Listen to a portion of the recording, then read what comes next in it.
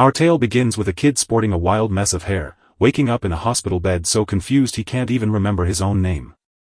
Suddenly, a strange red door just pops into the air in front of him, glowing like a trap door to a secret dungeon.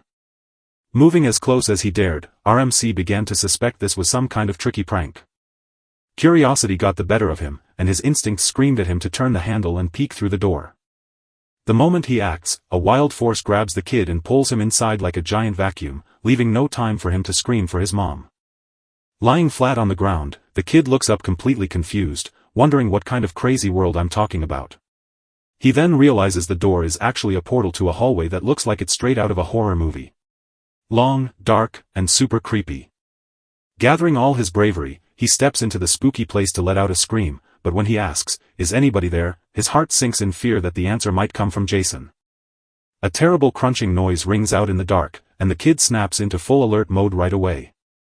Out of the darkness, a giant ant made of bones stepped right in front of him, its 3 glowing green eyes shining just like the headlights of a runaway truck. Facing this huge monster right in front of him leaves our hero frozen in shock, as if his soul has floated out of his body. Then the beast lets out a roar that makes your ears ring and lunges at him with a hunger from 1,000 frozen winters. In a final burst of desperation, he shoves himself through the portal and slams the door shut with every ounce of fear-fueled strength he has left. Safe in his bed, the guy realizes the world outside is terrifying, and then the door just disappears. Suddenly, a mysterious voice speaks directly into his mind, announcing that he has awakened the world link ability. Can you believe it? Terrified, the young man spins around, convinced he's losing his mind and trying to find the voice speaking in his head. Suddenly, a voice tells him to relax and explains they are talking with his mind, just like Professor Xavier from the X-Men. To make it through this mess, he has to follow orders, so his first mission is to dig into his backpack and find the statue. While digging through his bag, he finally spots it, a strange golden statue shaped like a skull. Then the voice revealed that the cursed statue in his backpack would instantly send his soul straight to heaven. Suddenly, a rush of memories floods his mind, and he realizes this body isn't his own, it actually belongs to a student named Shani. It turns out the real Shani's soul was wiped away by that statue's curse, which is a truly terrible way to go. Meanwhile, in his own world, RMC finally quit his exhausting job, and his spirit rode across the multiverse to take up residence in this vacant body. The mysterious voice keeps teaching, saying that when a curse like this fails, it accidentally turns into a secret superpower built up over millions of years of stealing souls, just like a bug becoming a useful feature. As the statue crumbles into dust, the voice urges him to summon the door again, now that the treasure belongs entirely to him. With just a simple thought, the door appears before him again, thanks to his new ability, World Link. A very polite man floats by the door as a reward for his perfect manners when he first arrived. It's a worn-out title that, when worn, makes people look at him with a bit more respect, acting like a social boost. Our guy wonders what that is, guessing it's probably a passive skill he can just pick up, much like in video games.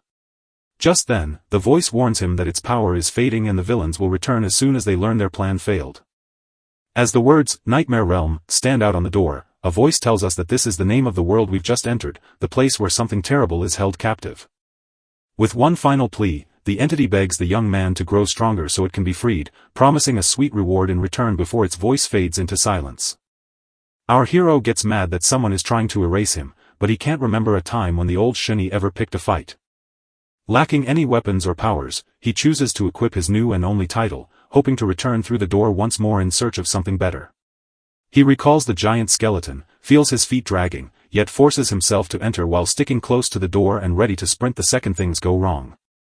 He then decides to try talking his way out of it by using his polite side to charm the giant monster, but once he's facing the terrifying creature in the Nightmare Realm, he starts to wonder if that idea was really such a good one. With the idol of politeness glowing and the bravery of a tiny chihuahua, the young man takes a leap of faith, steps forward, and introduces himself as Shani.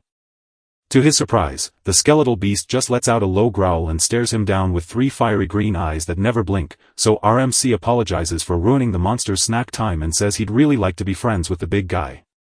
The monster hates that idea and lunges at the young man, but the guy jumps back with ninja-like reflexes, leaving the monster's claw to smash into the ground and crack open a huge crater. Back in the hospital room, the kid complains about the violence, muttering that he just wanted to have a friendly chat. Come on, big fella. Inside the portal, the monster turns into a terrifying skeletal centipede and begins tearing everything apart. One of the monsters smashes right into the door, and the blast knocks our hero flying onto the bed like a ragdoll. He sat up and breathed a sigh of relief at his narrow escape, only to realize that when the door broke, it didn't just fall apart but vanished and reappeared later. Suddenly, a game pop-up warns him that he can only earn 1 title per day, making him wonder what kind of newbie this is. Now the kid knows he must clean up this mess right away, because that skeleton blocking the path means he can't earn better titles anymore. Confident in his past life as a top-tier salesman, he bets everything on using his level 100 charisma to make a deal. When the monster stepped back into its nightmare world, it was totally baffled that this human kept showing up so fast. Without a second thought, the monster charges again and completely smashes the door behind the main character.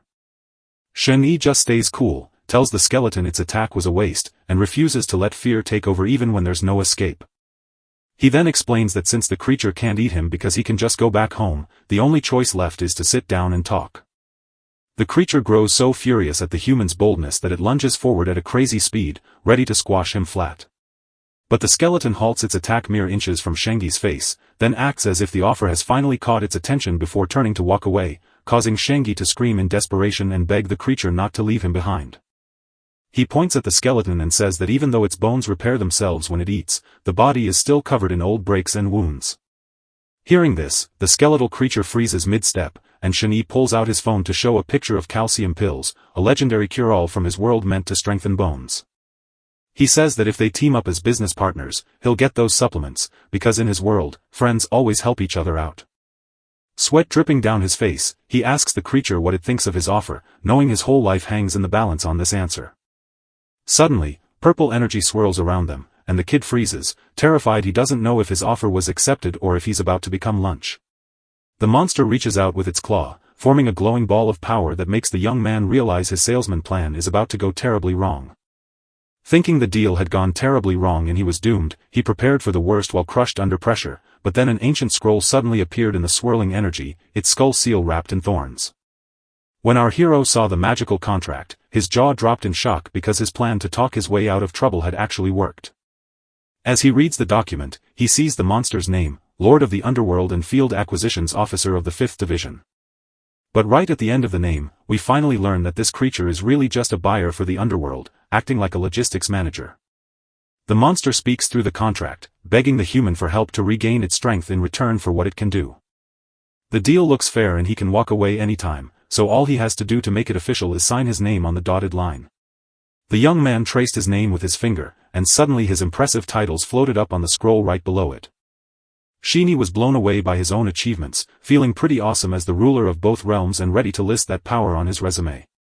As both of them sign, a flash of blue light wraps around them, and their promise is finally locked in. Now the human and the skeletal creature are partners, making the strangest team-up ever, even weirder than Shaggy and Scooby-Doo. Back in his own world, a woman watches a modern building rise around a young man named Xiao-Yi and asks him to tell her if he feels sick. Back home, his parents shower him with endless love, handing over the pricey tonic and the calcium pills he begged for. He wiped the tears from his eyes, overwhelmed by the family love he had never known as an orphan before. Just as the moment gets sweet, a knock on the door sends both the boy and his mom jumping on high alert. As soon as they push the door open, they are instantly met by police officers who flash their badges and explain they are there because of the trouble with Shen-Yi. The officer says these things happen every year and can't be predicted, so the only choice is to accept it. Our hero's face twisted in pure anger as he instantly rejected the explanation, refusing to even believe it for a second. His mind flashes back to the truth, the real Shen-Yi was dragged to the beyond by a cursed statue. Feeling frustrated and quiet, the young man wondered if next time he should just accept his fate instead of fighting this pointless argument. The two officers fall quiet for a beat, and the older cop looks like he's really thinking about how the boy just surprised them. Just then, the younger officer steps forward, tells him he gets why he's upset, and shares something very important about the case. With his arms crossed, he confirms that the bosses have approved quarantining the hospital to stop more people from getting hurt.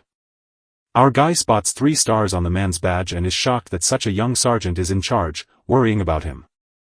The sergeant replies that the boy is just an ordinary student with nothing to lose, and no one is looking to hurt him. With that finally out of the way, the two officers turn to leave, promising they won't bother us again and that's all for now. As the police drive away, the boy realizes this curse is so terrifying that even the government stays far away from it. Sitting all alone in his room, he keeps asking why anyone would use such ridiculous power against a simple student like him. Just then, the sergeant shows up out of nowhere, leaving our hero shocked and wondering why he came back. The officer reaches out with his mechanical arm, which looks like it jumped straight out of a sci-fi movie, and slides a business card right into the young man's hand. Before he heads away forever, the man gives one last order, telling the boy to call him straight away if anything feels weird. Once the door shuts, the main character studies the card, memorizing the officer's name, Sergeant Wa, before he starts chewing. The boy sits on his bed, plotting his next move while wondering if he can truly trust the sergeant or actually help. With a serious look, he finally realizes the villains know he's alive and won't stop trying to kill him. His deepest terrors rise up, leaving him terrified that his new family might be attacked. With a look of pure determination, the hero reaches out, knowing he must find more strength and speed to keep everyone safe. With a determined heart, he decides it's time to get stronger and opens the door to the nightmare realm once more. He stepped back into that strange world with his practiced salesman grin already in place, figuring that if it worked once, why not do it again?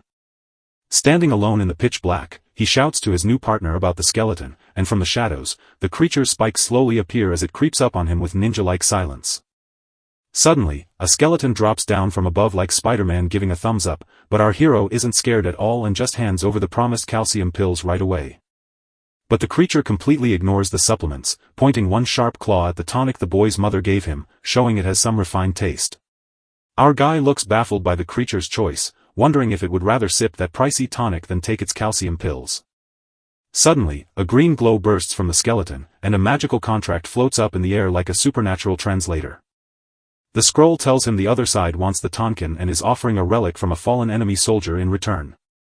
It's a low-level nightmare crystal, an elven relic that acts like a skill USB drive, dumping knowledge straight into your brain.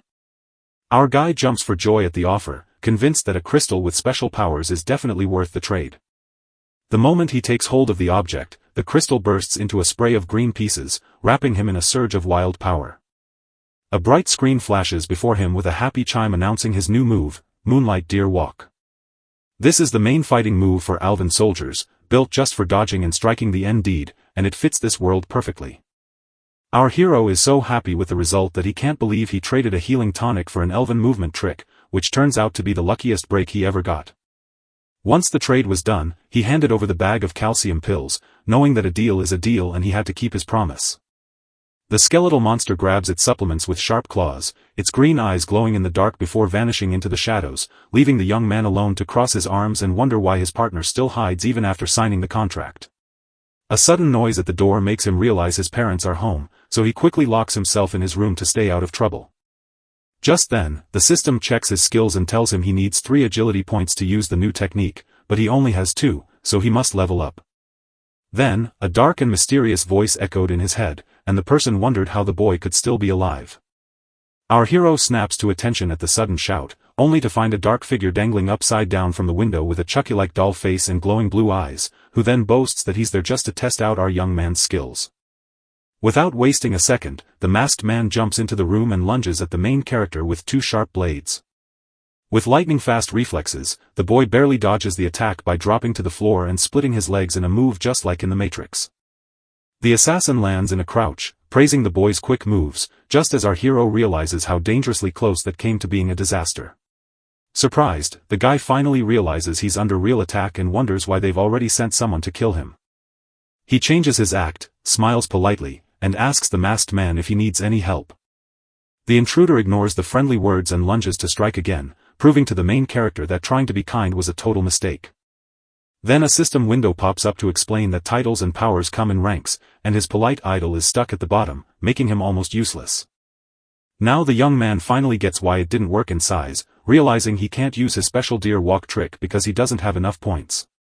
Realizing his praise is too easy to dodge, the killer switches to a gun and warns that no amount of agility can stop a bullet. Stuck with nowhere left to go, the main character looks totally overwhelmed as things get really bad. Just then, the system offered a life-saving item that could be eaten for stat points, so the boy immediately decided to get rid of his useless title without hesitation. The trade was a success, earning him a step point that the young man instantly used to boost his agility from 2 to 3.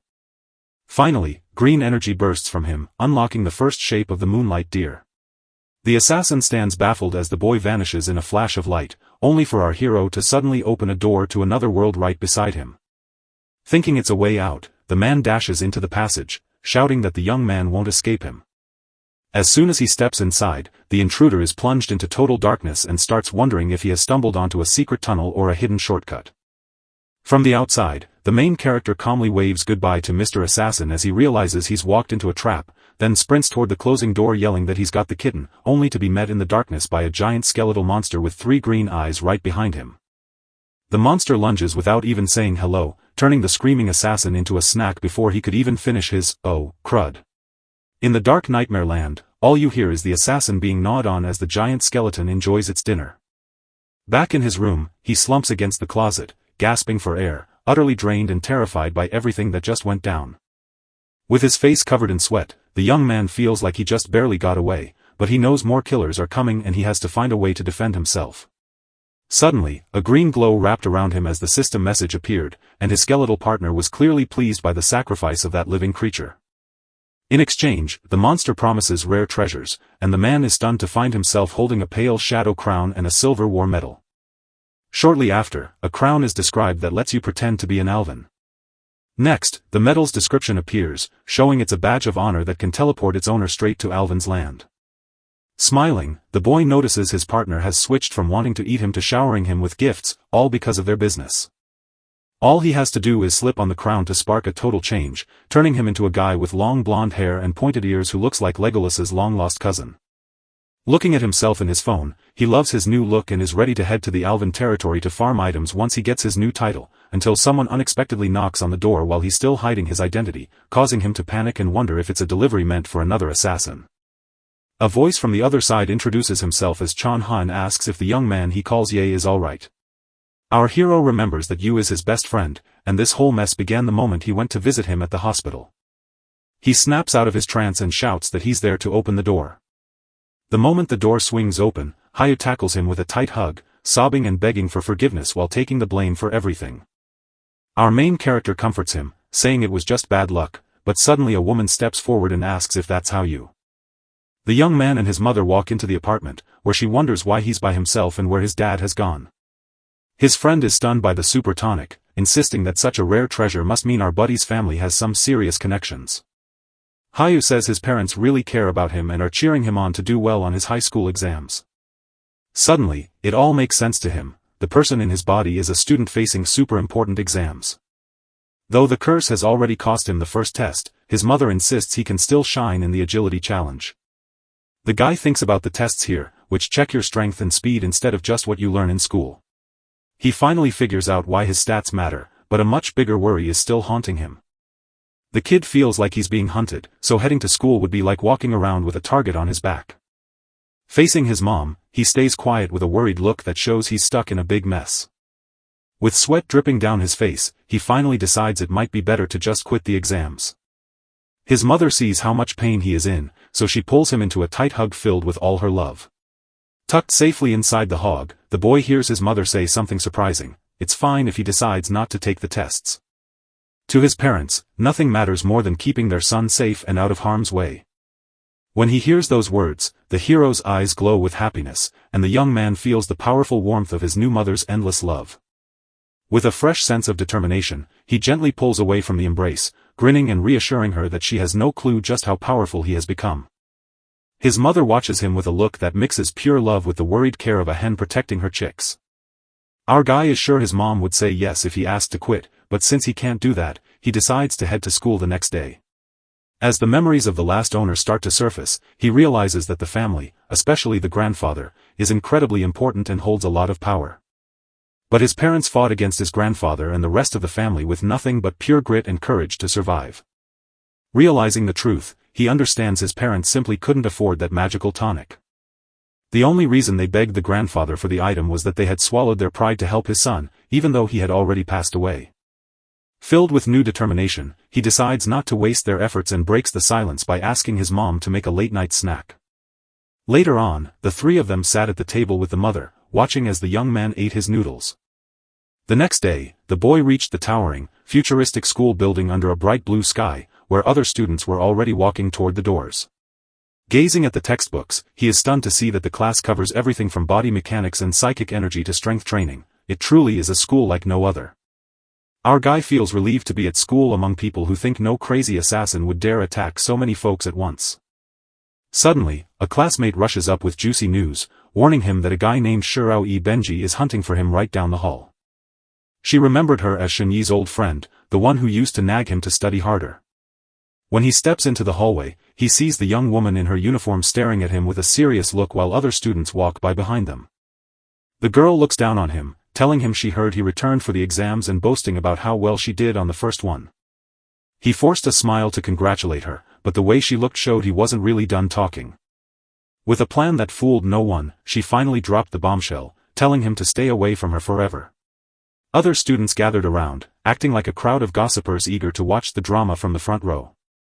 She then begins her classic, "It's not you, it's me" speech, claiming they come from different worlds and insisting they are better off staying just friends.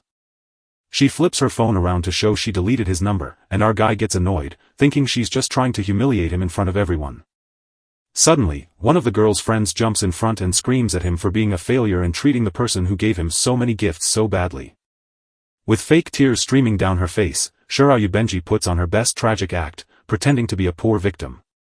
But our hero sees right through her cheap trick and decides to play her own dirty game right back. He then faces the crowd and launches his counterattack, claiming she doesn't care about him, and with the coldness of a negotiator, he offers to pay for everything while insisting he has every right to find someone better. He raises a finger with a serious look and delivers the final warning, telling her they can never be friends again, which means the game is truly over. The girl's friend goes wild with anger at the rejection she just saw and screams that Shaney is a total jerk for what he did. Suddenly, the whole crowd turned into an angry mob, yelling that MC had humiliated a poor girl who actually loved him. The girl tries to explain, but her friend cuts her off, leaving her furious that she's the one who got dumped instead of dumping him, just as a huge, unfriendly stranger steps out of nowhere to block her way. With a furious glare, the bully warns that the girl isn't letting him leave, acting like she's some kind of final boss. Our main character realizes the guy is Sunming, the school's third best student, who snaps at him to move aside because class is starting. Sunming flashes that classic PEG villain smirk, thrusts out his fist, and warns the young man that he's leveled up and must apologize unless he wants to become his new punching bag. With a heavy sigh, our hero gives up and admits the girl asked for his help, so he agrees to say sorry. He then looks at the two of them with a broken look, tells them he won, and apologizes. With a fake tear sliding down his cheek, the boy acts out a show so good it could win an Oscar, asking if she's finally happy now that she got what she wanted. The young man faked a sobbing fit, then sprinted down the hallway, leaving Sunming behind in the crowd of onlookers.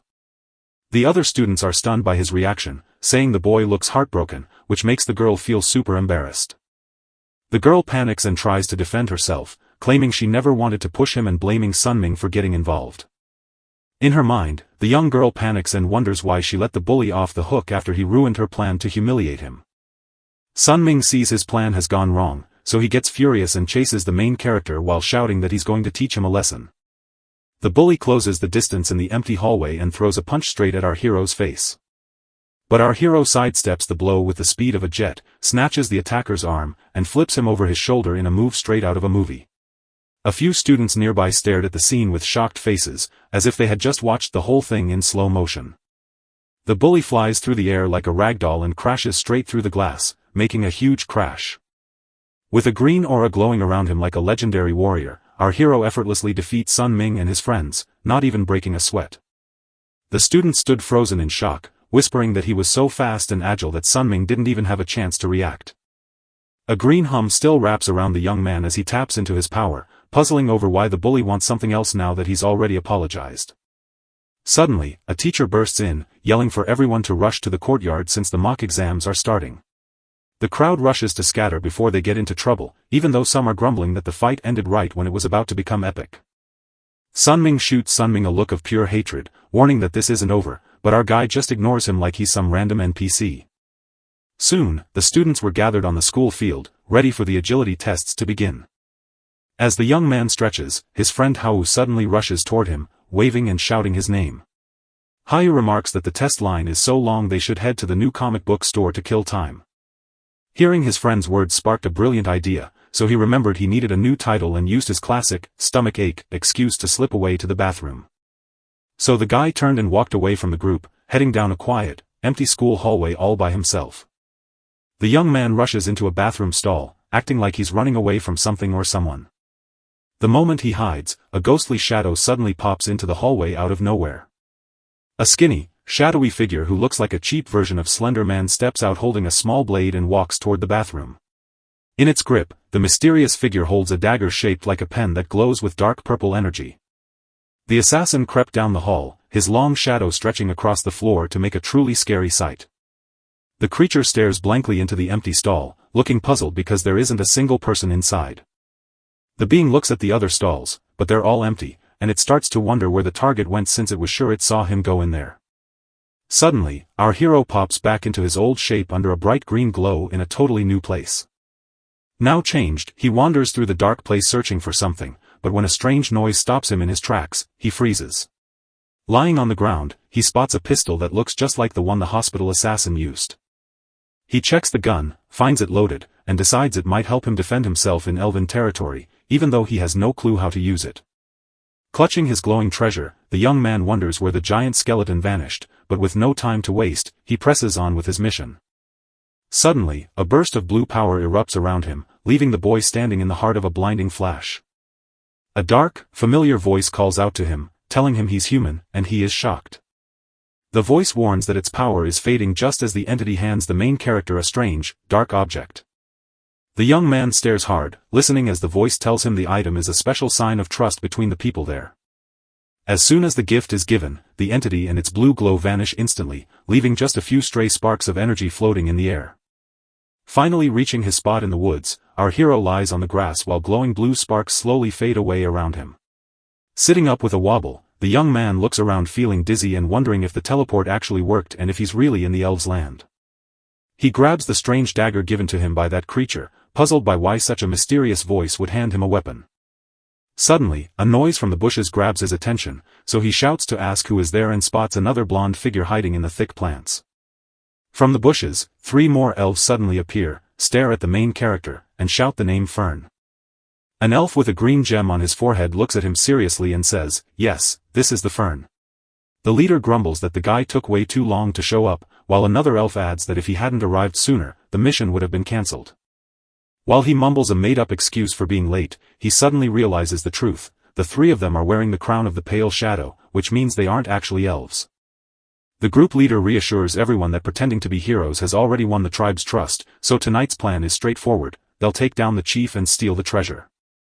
Our hero jumps at the chance to begin, eagerly reaching up to fix the crown on his head. In that moment, the other 3 froze in total panic, screaming at the man to never touch that thing under any circumstances. One of the guys shouts that he can't remove the crown or they'll all be in trouble if his undead secret is exposed, and our hero confirms he knew all along. What if the undead gets annoyed, but his friend calms him down by reminding him that with Farn on the mission, nothing goes wrong, only for our hero to realize he's now in a huge mess after the skeleton passed all the trouble right onto him. The group leader shouts for everyone to rush toward the elven village, yelling at Fern to hurry since his slow pace has already cost them precious time. The group dashes through the woods at a dizzying pace, and the main character can barely hold them, even pushing his own speed to the limit, and he feels awestruck by how strong they are. Finally, they reach the darkened village where one guy explains that getting inside just needs the chief's permission, a simple task that leaves our main character relieved he almost made it. The leader's face darkens as he admits the hard truth: the 3 of them will hold the outside while our hero alone must take out the chief. Our guy is so shocked by the order that he's sweating bullets and points to himself, asking if he's really the one who has to do the job. The 3 stare at him in shock and suspicion before one asks if he's backing down, only for him to flash a sinister smile and promise that his blade can't wait to taste the fight.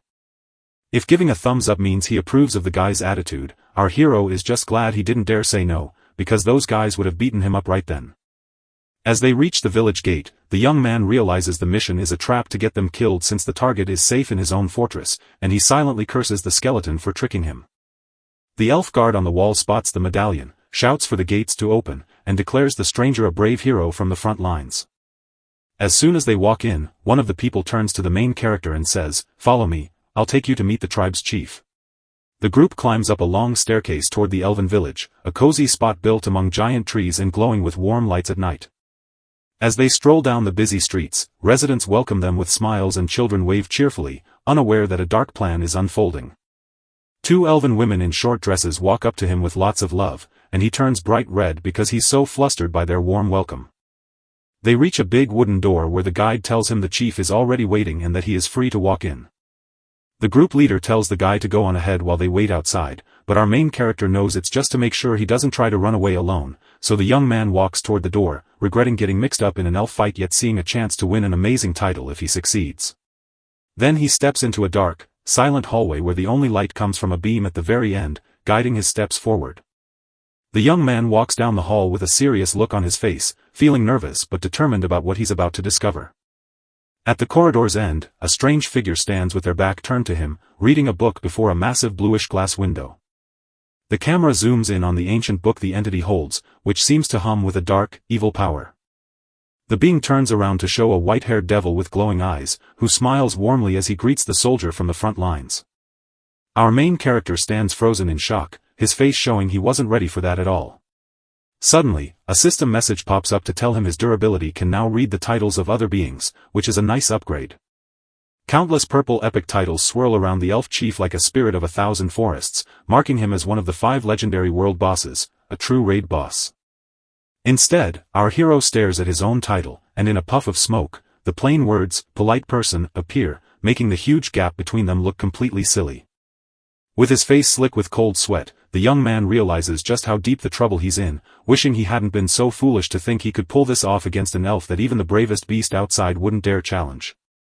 Our hero looks at his plain title and sighs when the elf chief's long list of titles is read out, blaming the skeleton fern for his tricky predicament, but after promising to remember this, the chief thanks the young soldier and tells him to rest and enjoy the village. Suddenly, the main character is bathed in blue light and whisked away to a new spot just as the chief shouts about a big feast. The group then appears in a tavern, sitting at a table piled with food while the teleportation energy still glows around our hero. One of the dead whispers the plan to the guy, wait until the target relaxes at the party, then strike while I hold them off. Deep in his thoughts, he sees this as a death trap and knows he must come up with a plan right now. Suddenly, a gorgeous elf girl appears behind the young man and asks if Mr. Hero will share a dance with her. The young woman smiles softly and admits that dancing with a hero from the front lines feels like a true honor. Our guy agrees to go but warns her he's not much of a dancer, and the elf just laughs, saying she can lead the way. The two start dancing in the middle of the hall, with our main character feeling a bit tense as the girl leads his moves with grace. They spin through the room, glowing butterflies dancing around them, while the young man slowly finds his rhythm to the moving floor. From behind, the hero keeps waltzing, holding his partner's hand around her waist. The girl smiles and snuggles up to the guy, who seems uncomfortable with how close she is. The young man sighs, wishing he could dance with the beautiful elf for a moment before heading off on a dangerous mission that might end it all. Just then, the young woman noticed his silence, asked why he was so quiet, and suggested that perhaps the battles had been too brutal. He then apologizes, admitting he was distracted by his terrible dancing, and uses that moment to ask for her name. To make up for being clumsy, our hero performs a magic trick that has Lanny jumping with excitement and begging him to do it right this second. She hands him a bracelet as an early thank you, but warns that if his trick isn't good, she'll take it right back. Our hero nods without hesitation and walks with Lanny through the crowded Hall of Owls, getting ready for his big show. Hopping up on the bench so everyone can see him, the young man grabs the crowd's attention and announces he's about to do a magic trick that has never been seen before. With a proud grin, he announces the name of his amazing trick, promising to turn into a human right in front of everyone.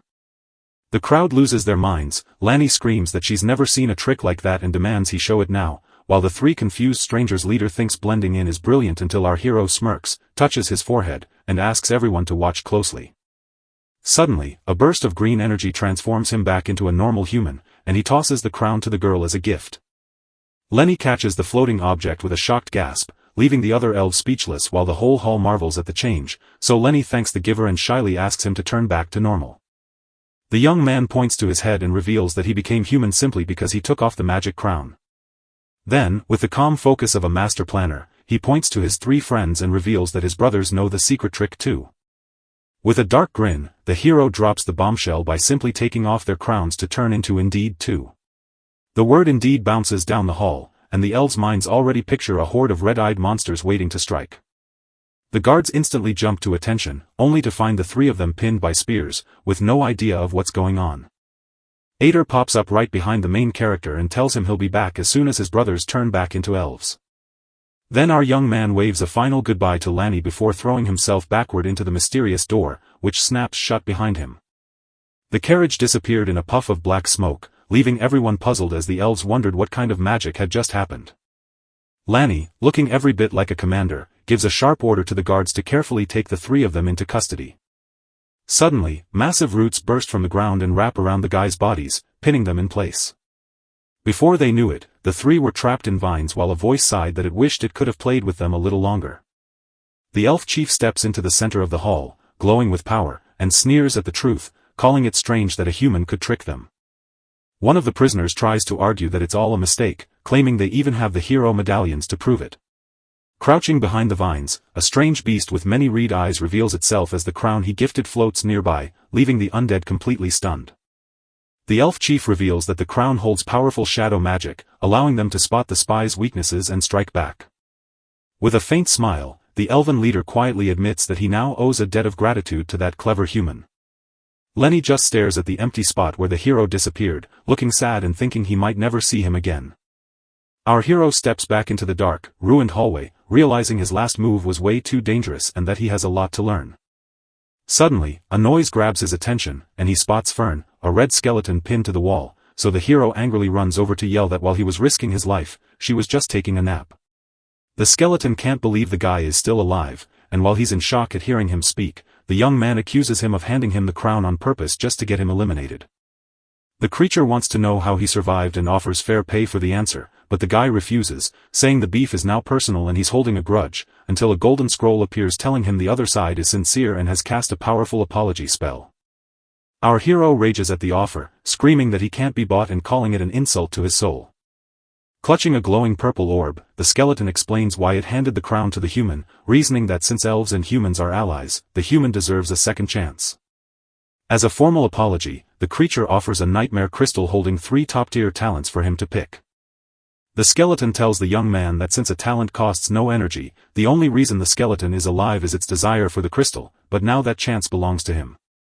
With a sly little smile, our hero grabs the crystal, tells the apologizer he's a man of principles, and promises there won't be a second chance. Suddenly, the scene flips to show a huge skeleton king sitting on a stone throne while the guy picks his skills. Next, 3 glowing orbs of different colors float in front of the hero. The skeleton king asks the young man to pick one ancient gift to keep forever. Your first talent, Dark Whispers, lets you question the dead by taking control of their bodies. The second choice is a glowing body of sacred remains that makes you unbeatable for 5 seconds, just like the star in Mario. At the very end, you get the Undead Resurrection, which lets you bring back a fallen undead companion right back to life. Our hero decides that coming back to life won't help him, but the immunity is a nice bonus while the whispers are the perfect tool for finding out who's trying to kill him. Without hesitation, the guy grabs the green crystal, shouts his choice of the Dark Whispers, and suddenly a burst of green energy fills him as he begins to master his new, sinister power. Power surges through him, letting him hear the dead whispering, while the skeleton watches in shock at the young man's choice. The young boy worried his talent was broken, but the skeleton laughed and said it just wasn't for fighting since everyone else had picked something different. With the deal struck, the man asks the skeleton to explain what happened, and the skeleton agrees to tell the whole story. With that revelation, the creature exposes a shocking twist. The original target was an elven priestess, but the man they met was actually her strongest brother, which finally explains why the elf held such impressive titles, while the skeleton, knowing this is its only chance to flee, begins to crumble into dust just as the guy turns around to ask where it's going. He chooses to let it go and take care of himself first, walking toward a door while realizing everyone carries their own burdens. As he pushes the door open, a message flashes on his screen. He's earned the title, One of Us, so all he has to do is say, "Hey, I'm one of us," and the person he's watching will see him as a friend for 10 seconds.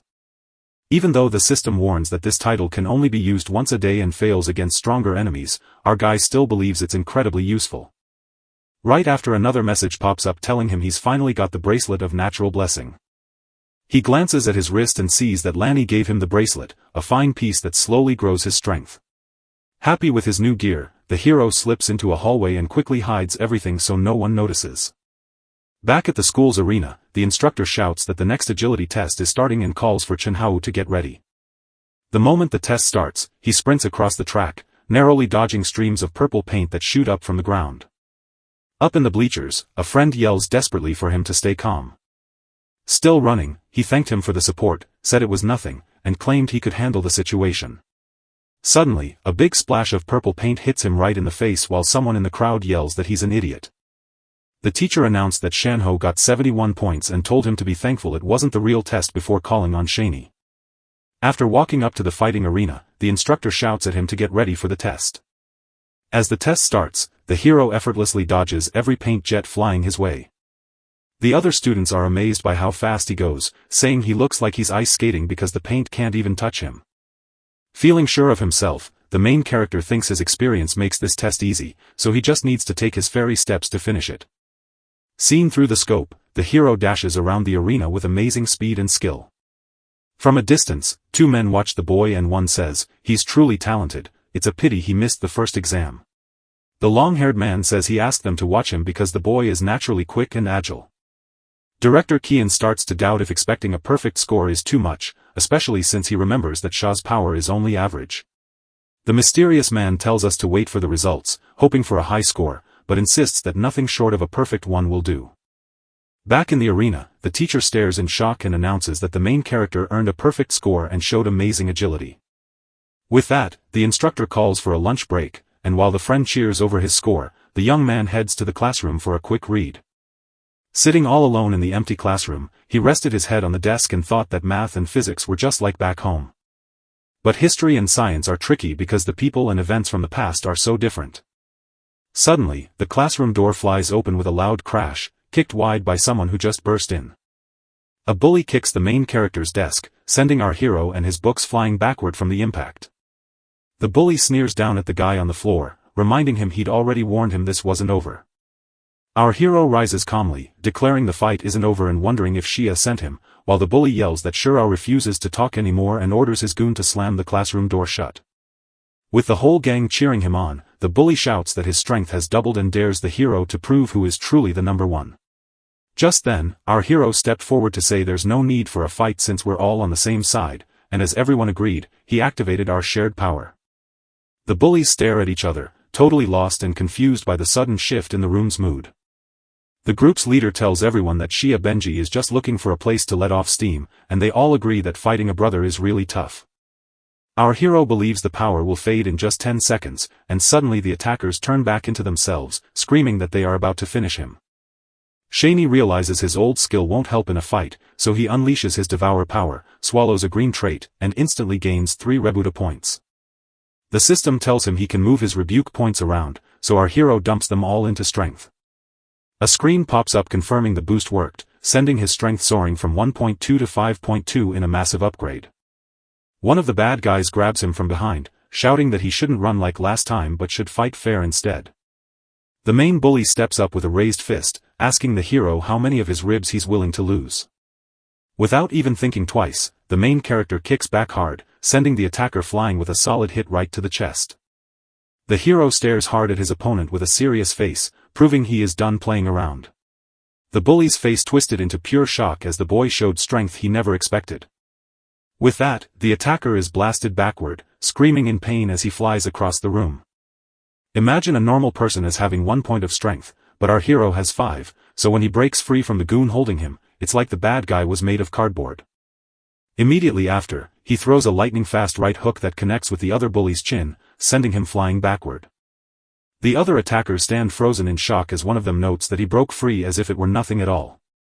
It turns out that in this game, strength isn't just about big muscles, but also about how tough and healthy your whole body is. Now that the bullies are lying on the classroom floor, our hero complains that they're trying to ruin his life out of silly jealousy.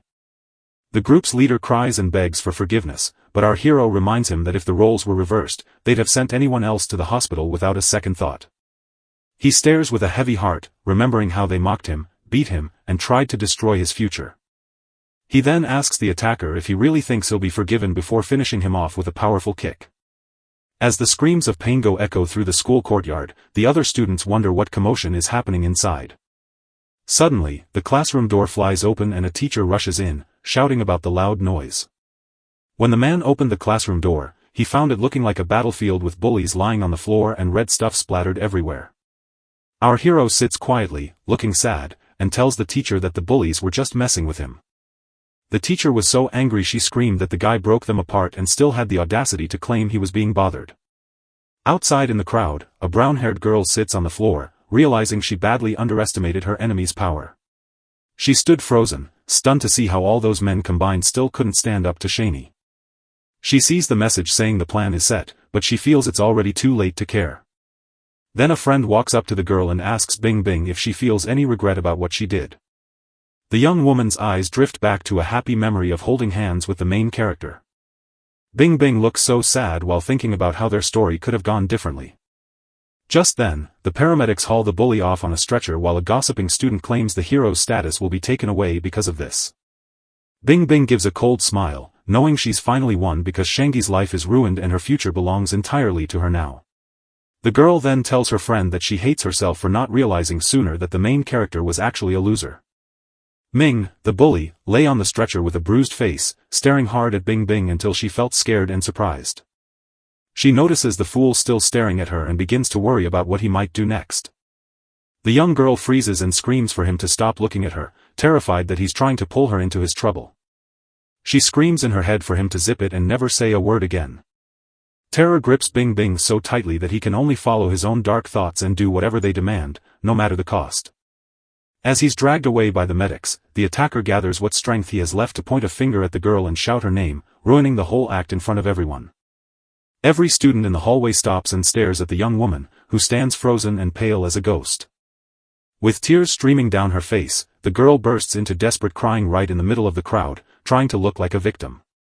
She then grabs her phone and pretends to call the police, screaming that Shani was to blame for everything. The teacher spots that Shiryu Benji is being slick, trying to sidestep the mess and blame her for everything so he can get off easy. With that done, the teacher asked everyone to clear out and sent for Shin-Yi to come to his office. Down the school hallway, the principal tries to persuade Kian to hire some of his students, but Kian says they aren't good enough for his business. Suddenly, a teacher rushes in to say that Shin-Yi and Ming-sun are fighting and the police are arriving. The woman is sure the principal saw the video the main character made, but the mustached man thinks it was just a regular fight between students. But when they watched the recording, both men were totally stunned by what they saw on the phone screen. While the police watched the video in another room, they were just as shocked by what they saw.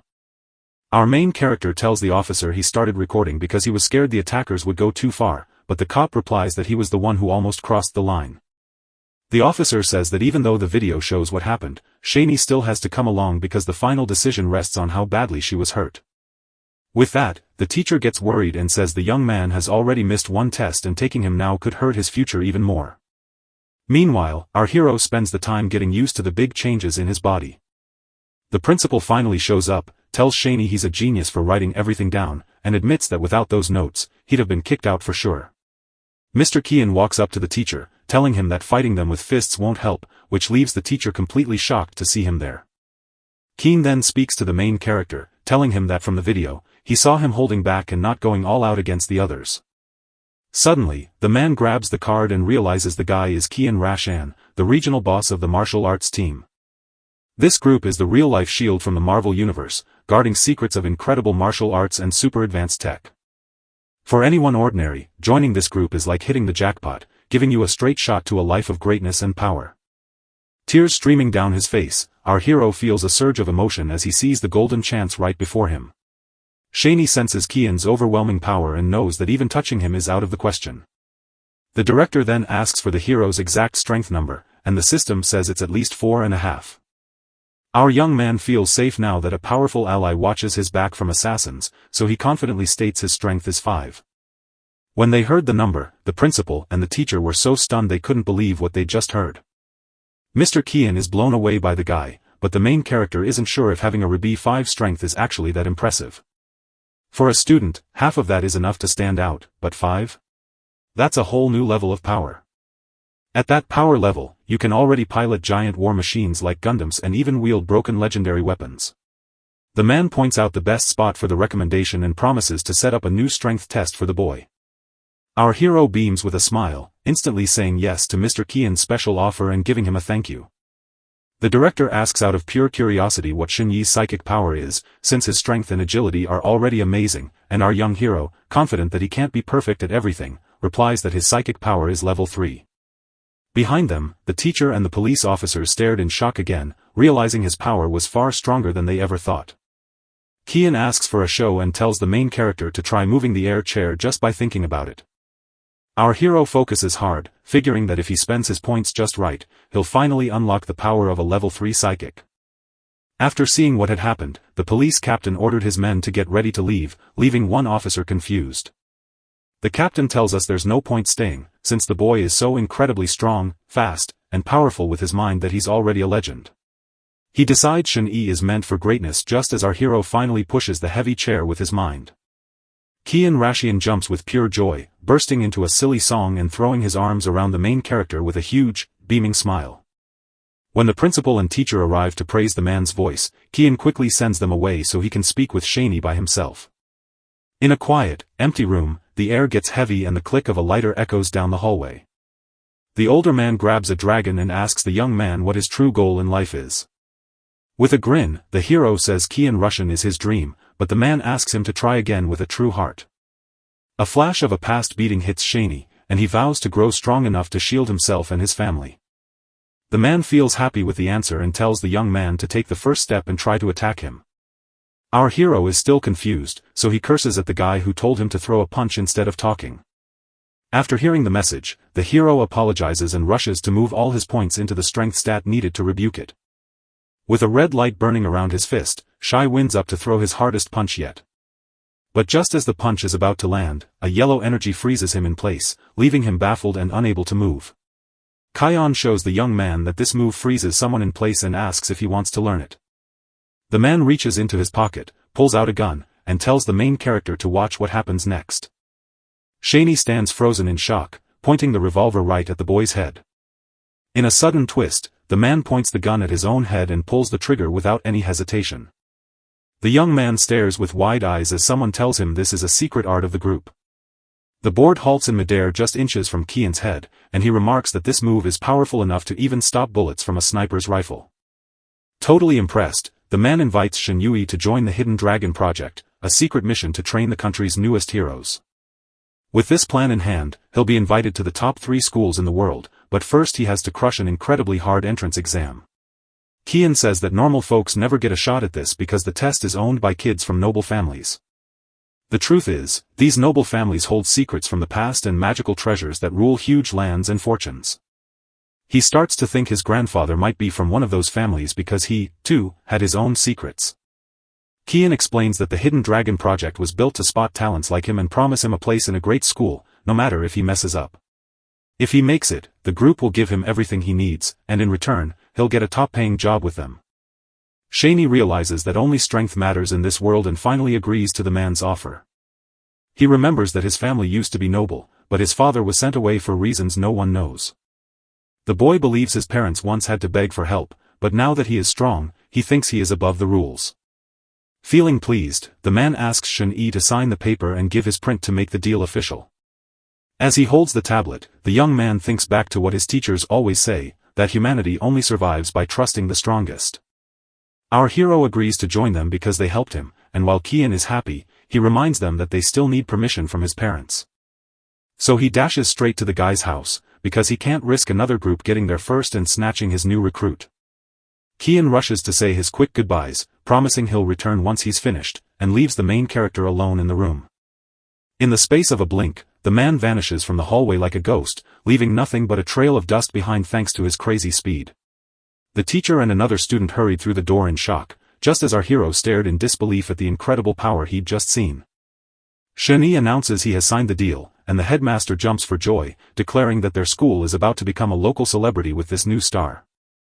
Suddenly, his phone rang, and he warily answered the call from a mysterious number. From the other end of the line, Sergeant Liachuan reveals a crucial discovery about his own predicament and tells the young man to head straight to the police station. Without wasting a second, our hero rushes straight to the city police station, desperate for the answers they've been waiting for. Inside, Sergeant Will nods and tells him to sit, promising to show him something very important. Our hero obeys, yet a strange feeling in the air tells him something has been off since he walked in. The officer then pulls up a photo on a tablet, showing that a suspicious man was accidentally caught on camera sitting on the roof of the building across from the hospital. As the picture gets closer, the boy spots a man with white hair and sunglasses, but he shakes his head and says he has never seen that guy before. The sergeant keeps talking, explaining that experts believe the subject was trying to turn something on from far away. Shaney stares in shock as the officer asks if he was carrying anything strange that day. In his mind, our hero snaps together the facts instantly, realizing Guy must have triggered the cursed statue, but by now, the trail has gone cold. The boy decided to keep quiet about the artifact, knowing that since he was the only one who survived, speaking the truth would only bring more trouble his way.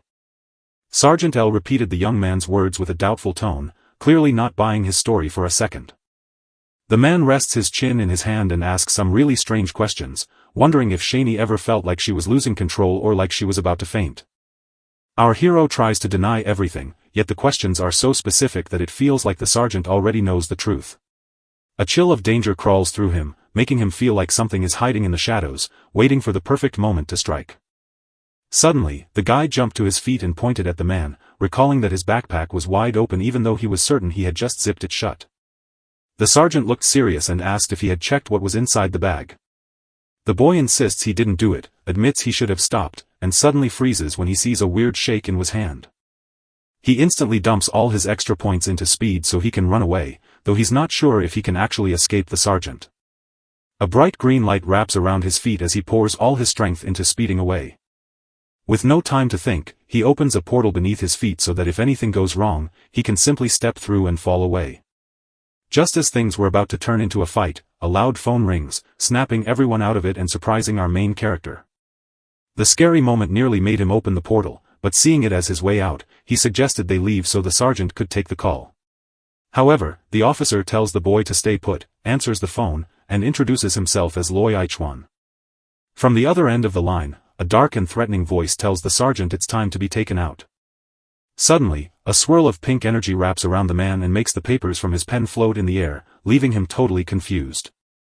Shaney wonders what's going on, then realizes the attack isn't aimed at him, but at Sergeant L. The officer knows that move and gets angry when he sees the bad guys trying to attack right outside the station. Suddenly, a loud crash of breaking glass fills the room and shatters the quiet. The window bursts into 1,000 shards as a burglar jumps in with a kick so fast it looks like a movie scene, while flashing lights spin on the ceiling to warn the whole police station that they are under attack. A cold, robotic voice shouts that the invasion has started and tells every soldier to hide immediately. Our hero stares out at the shattered window and gasps, seeing nothing but a red sky and endless ocean instead of the city, and he can't believe what he is seeing. He realizes the voice on the phone belongs to someone who doesn't match the photo, and the intruder in pajamas declares he is there to exact revenge on Sergeant Luffy Chun. As the fake sergeant gets boxed in by his men in a weird spot, he claims he's too busy to explain things right now and says he'll talk later. The man in pajama stared wildly, claiming the sergeant's life was the only answer he could give. Back in the room, our hero is totally lost and can't make a single thing that's happening make sense. Suddenly, everything snaps back to normal, and the boy sees that both intruders are gone, leaving Sergeant Law alone in that strange red ocean. A strange chill rolls over him once more, making him wonder if the office is haunted, so he shouts out loud to force whatever is hiding in there to show itself. His eyes start to burn with a fierce green glow, showing that one of his powers has suddenly turned on all by itself.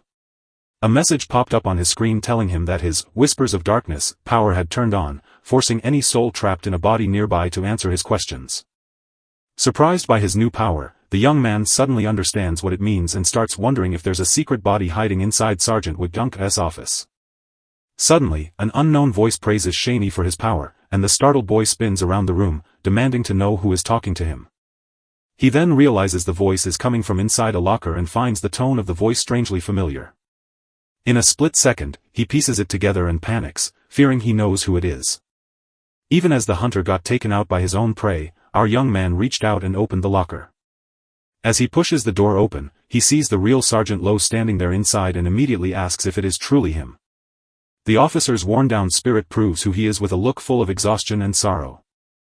Our hero is horrified and demands to know what happened, so the sergeant reveals that the man in sunglasses from the photo was the one who put him down. He admits the enemy was a special ops soldier whose gun jammed at the worst time, letting the assassin wear his face to trick Shy. Our main character asks the officer about the imposter's goal, and while the officer is clueless, the boy figures out the assassin only wanted answers on how to survive the cursed statue, but luckily, the pajama-clad nut arrives with the imposter's plans in hand. The sergeant's spirit ponders the magic, but the hero explains that the land turned into a sea and then back to normal, only for the two men to vanish. With a dark look, W corrects the boy, explaining that it wasn't sorcery but an anomaly, a rare event where another world touches ours, capable of swallowing up an entire area and taking people, with the most dangerous ones known as calamities. With a curious look, the young man asks exactly what a calamity means. The officer explains that when terrifying beasts from other worlds crash into ours and start causing chaos, that is exactly when we need to be ready. Shaney admits he has heard of Gongon, a city wiped off the map by a massive earthquake that no one has ever seen before. But the truth is even scarier, because the sergeant says that out of 13 million people, not a single soul survived. The man warns them they must hurry because the small, time-limited anomaly means the assassin could return any moment. The officer yells at the boy to rush to the armory on the 3rd floor, find the silver panel, and punch in the code. The young man stared at the long password in shock, then quickly scribbled it down on a scrap of paper. Who claims a special pen outside the armory can save the guy by telling the truth, but the moment that promise is made, the sergeant's soul disappears. A system message tells him the spirit has shared all it knew and has now left him forever. Our hero stands quiet for a heartbeat, letting the huge news sink in. Now he finally gets it, those other cops were scared to touch this case because even his own sergeant could get dragged into the mess. So the hero reaches a dark truth: if you aren't strong, you're just food waiting to be eaten by someone else. He thinks about revealing the killer's name, but quickly decides it won't change anything. He carefully picks up the officer's cap, worried that the enemy might have helpers at the station ready to kill him. With no other choice but to obey the sergeant, he shuts the locker tight, accepting that his strength isn't enough to guarantee revenge. With a grim look on his face, he presses his head against the cold metal door, and though he feels weak, he swears to himself that he will take revenge for the officer, clutching the paper tightly while promising that Sergeant will finally rest in peace. Suddenly, loud knocks on the door broke the silence, and a voice from outside shouted for student Shin-E, warning that something strange had happened. A sharp click echoes through the room as the office door finally swings open. The police officer bursts into the room, shouting for Shaney and ordering everyone to head to the central system for a scan after an attack. Captain Wang told the other officers to head downstairs so he could quickly talk with Sergeant W and the boy. The man comforts the hiding young man, promising that he will stay safe as long as Sergeant Wu remains the spell's target. The captain started walking slowly around the room, his steps guiding him right up to the metal lockers. With a serious look, he studied the scene and felt that something wasn't right. He sees the body has been moved and, in a cold voice, asks if the boy did it. Without waiting for a reply, the captain kicks off the floor and moves. The man sprints across the room at a crazy speed until he turns into a blur. After checking every corner of the room and finding nothing, he wonders if the main character really did get away. Suddenly, the man yanks at his face to show a mask, proving he is the killer who took Sergeant Wu's life. The imposter sneered at his teammates, calling them useless for messing up against just a 15-year-old boy. Using the radio, the fake frames the student to sound an alarm across the city and commands everyone to grab Shin right there. As the voice confirms the scan is done and the door shuts to leave the room empty, a strange red light suddenly starts glowing on the locker where his body lies. Shaney steps out of the locker and wonders if the killer has accomplices, confirming his suspicions. The boy thinks about slipping away into the nightmare world, but he knows that would cost him his only chance to take revenge. With determination, he leaps from the window, scrambles up the building, and races to the 3rd floor to spill it all. The hero jumps lightly through a window and lands safely in the hallway. There, he spots the panel the sergeant talked about and rushes to grab the paper before typing the code into the wall. Just as he is about to begin, the boy hears a noise from the hallway and knows he isn't alone.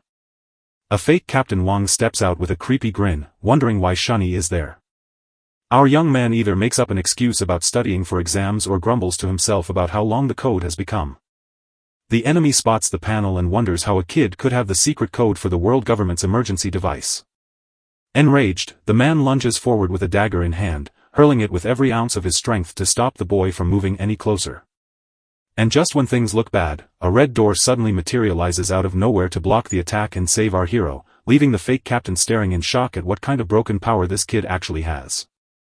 Shani felt a wave of relief as that power made her realize a normal door would have turned to dust in an instant. With a quick snap of his arm, the fake pulls the dagger back, ready to strike again with even more anger. Then the man lunges forward, brandishing a huge blade and screaming for the student to vanish forever. Once more, a red door pops up before the boy and stops the fierce hit like a superhero's shield. The enemy grows furious at the situation and promises to take the young man's life no matter what it takes. With every ounce of his strength, the man shoves the door, desperate to squash the main character on the other side.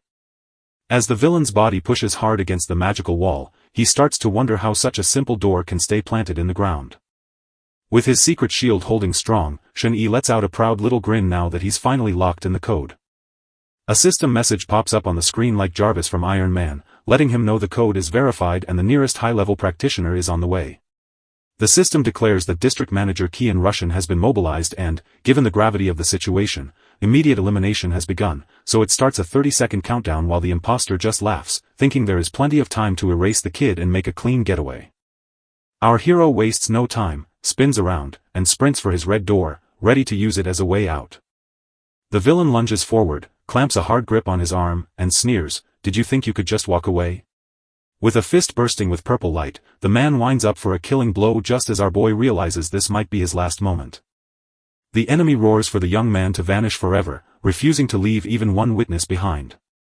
Suddenly, a man in a trench coat flashes into the scene and delivers a powerful kick so hard that the flying imposter blasts Shani backward, leaving Manager Kian startled and ready to counter with his own fast attack. The villain's body splatters red goo against the elevator wall, and Kim-don spins around with a cool smirk while our grateful hero can only thank him for saving the day. The view changes to the NSA, a safe spot where they can finally speak freely. The manager insists he can take it from here, all he needs is for Shun-Yi to be honest about the access code, but the young man just reveals it was Sergeant Wo who handed it over. Can then realize that L knew he was being hunted by the Silent Church, a secret group dedicated to some truly insane people. Our main character sighs over what happened to the sergeant, and Pat agrees, lighting a cigarette to say that perhaps Wu's strong sense of justice was the very thing that brought him down. The man tells the boy he's lucky because a system called Kumlin has already found the assassin, who takes paid hits from people all over the internet. Shun-Yi guessed the killer must have a huge pile of cash, and Kayad nodded, puzzled as to why anyone would throw good money after a student's life. The young man then asks about the Kumlin system, wondering why Sergeant Wood didn't use it to call for help. The manager drops a bombshell. Kumlin is the world government's central brain, designed to step in only for rare moments like when someone uses the secret access code. Since Wu didn't use the code, the reason is simple: he was surprised to learn his own weapon had been hacked. A woman stepped forward holding the WF Yuan steel exosuit and explained that a hidden virus had crippled the system, making it useless. Just as the sergeant fell, the robotic hands suddenly burst with light and started working again, proving the woman right that a friend of his had pulled this off. Finally, Shani realizes why the officer's weapon failed, remembering how Wu was an honorable man who stayed by his side until the very end. The boy felt furious because the sergeant never even got to pull his weapon to fight back before he was attacked. Kian sits in his chair and tells the young man he's officially part of the group before saying he's about to teach him his first lesson. The manager's face grew serious as he warned him to stay away from those with evil hearts, saying they are far scarier than any monster. Our hero stares at the man with fierce resolve, vowing in his heart to never forget that advice. Kian crushes his cigarette and tells the man he set up a meeting with Shani's parents, then asks where the other two people involved in the strange event are. As they stroll down the corridor, the man says the place is locked down, but the young man asks why they can't stay to fix the problem right now. The manager shares a terrifying tale of a monster that wiped out half the city, and admits he'd rather take out a target than face the creepy things the church lets loose. Suddenly, Kian halted in his tracks with a startling idea popping into his mind. The man makes a call to ask for a background check on Xiao Minggu and Luan, trying to figure out how they are connected. When the manager heard what the other end said, he was so shocked he whispered that things had just gotten really messy. Shani ponders who Xiao Minggu is, guessing there must have been some sort of connection between her and the sergeant. Just as they talk, Shani's mom jumps in to say her son must make a big choice before signing, and the manager nods, agreeing they'll step outside for a quick smoke. As the boy's mother drops a shocking truth about their super prestigious family being the Sanjin Shang clan, our guys are left stunned and wide-eyed by the news. Our main character recalls reading about this clan in a history book and realizes his origins are extraordinary, since they were one of the few families blessed with special powers and divine treasures. His mother says the guy's dad was once a genius who lost his power while training an old style and got thrown out of the family for saying no to a arranged wedding. The boy's dad tells him why his grandfather will let him return with all the special perks he deserves, now that his incredible talent has been shown. The man keeps on saying that while the family fortune is a dream many chase, joining the martial arts group means giving it up forever, and so the choice to accept or walk away is entirely his. After a quiet pause to think, the boy looks up at his parents and says with confidence that he has decided to join the martial arts group. His mother looks stunned and asks if he is certain, pointing out that his grandfather could have given him a comfortable and wealthy life. Our hero says he won't return so his parents won't have to beg, then smiles, and tells them to believe in him. The parents are touched by how mature their son has become, with the dad saying he respects his choice and the mom noting how her little boy has really grown up. The guy thought about how, over the years, he and his family barely ever went to his grandfather's house because every visit was met with a cold shoulder from everyone there. The only happy times from that dark past were when he played with other kids, and now that he has lived another life, he finally gets what it means to be loved by family. Back in the present, the manager shakes the young man's hand on a new contract that welcomes him to the martial arts group. The manager tells him that in a few days, Shenmi will take entrance exams for the top 3 schools, so he should stay at the group's facilities for now, and the guy's mother is thrilled to hear they are the best in the world, urging him to give his best. Shaney smiles with determination, turns to the manager, and insists he be treated as part of the team right away. The scene changes to a hospital hallway where a girl sits alone on a bench, typing on her phone with a smug grin as she celebrates her gossip video going viral and ruining Shaney's reputation. As the young woman finishes typing her message on her phone, she believes she has done too much to stay the perfect goddess everyone expects her to be. She also believes that Shunny shouldn't blame her for his fate, since he's destined to end up a loser while she'll become a figure he can never hope to surpass. Suddenly, the girl's phone pinged with a notification that was definitely not a like or a nice comment. She got warned that her post was taken down for lying, the police are now threatening her with the law, and the tables have turned. The girl starts panicking because she doesn't believe they have proof of self-defense and is confused about why the school's martial arts group is involved. Much to her surprise, the school congratulated Shaney on landing a contract while the top 5 provincial schools had already promised him a spot. With this news, the young woman crumbles to the floor, heartbroken and confused as she wonders how the hero managed to get in. Next, we arrive at the towering headquarters of the human martial artists, a skyscraper so massive that Avengers Tower would look tiny by comparison. While standing in the elevator, Ken tells him that the police report on the fight says many people were hurt, 1 was caught, and he earned 5 merit points for it. Shaney asks what these merit points are, and the manager explains they're like game cash you spend to buy new skills, but since the boy has no official job, he walks away with nothing. But the bad luck doesn't last long, because his phone pings with a government message saying a special reward for his help is already in the group's building.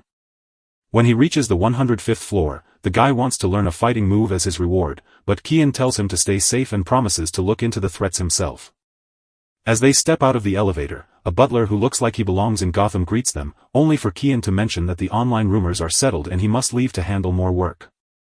A stunning woman named Zhu Muellen steps forward to welcome the young man as her new little brother and congratulate him on joining the group. Now that he has his new room, the TV plays a message from Zhu Muellen, who thanks him for his support, encourages him to train hard, and mentions she even got him VIP tickets. The butler stood frozen in the room, mouth agape, when he realized the woman was Shunny's favorite celebrity. As the employee looked around, he saw that every single thing in the room, from the paintings and flowers to the snacks, was exactly what the boy wanted. While the butler is amazed by how hard the group works for just 1 new member, our hero steps out onto the balcony to think about the high status that comes with power. Standing on the 105th floor, he gazes at the amazing city view, dreaming of how everyone would love to reach such heights and see these breathtaking sights. With his heart set on it, he vows to step into the nightmare world at midnight to grow stronger and pass the exams without a single mistake. When the clock hits midnight, Shen-Yi starts his adventure to grow stronger. With courage, our hero walks through the glowing door and steps into a scary, dreamlike world. As soon as he steps onto the ground, he is greeted by an empty, lifeless place where red bones litter the earth, leaving him wondering what tragedy happened here. He is even thinking about pulling back to protect his rating, knowing that acting too crazy could cost him everything. Suddenly, a familiar voice calls out from the giant skeleton lying in pieces on the ground, begging for help. The creature asks for the tonic from last time, but Shaney says he has none left and doesn't know how to heal it. The giant skeleton laughs at its own funny fate, knowing its long adventure will finally end right here. Seeing the skeleton as a solid business partner, our young hero steps in to encourage it to keep going. 2 long hours crawl by, and the skeleton, now completely out of hope, believes it has been left behind forever. Just then, the red door flickers back into the darkness, and the creature stares in total disbelief. Shaney has returned, but he's carrying something too big to fit through the small door, so the skeleton asks him why he took so long to get back. The boy says he spent all his money on a huge fish tank and filled it with calcium water to help the giant fish heal. Suddenly, the wall behind the skeleton starts to crack, leaving the guy confused about what's going on. The wall breaks apart to show humans and delves pouring in, and the skeleton explains that this undead fortress is under attack. With no strength left to fight, the creature tosses a space ring to the guy and urges him to put it on right away. With a flick of magic, the skeleton melts into a tiny spark of energy and slips safely inside the ring to hide. A tiny spirit zips along and lands on the hero's finger, making the ring flash with a bright blue glow. Behind Shunny, a door blasts open with a violent boom, so the boy ducks out of the way and shouts for the portal to vanish right now. Back on the rooftop, the door vanishes in a flash just like when Thanos snaps his fingers, and our hero believes he barely made it out alive after that massive explosion. He glances at the ring to see if the skeleton is inside, and the creature nods, saying that since it's undead, it can be kept away just like a Pokemon, which our hero teases, knowing full well that treasures were hidden inside. The skeleton asks to absorb the liquid from the tank so it can jump in. Meanwhile, the main character says he suspected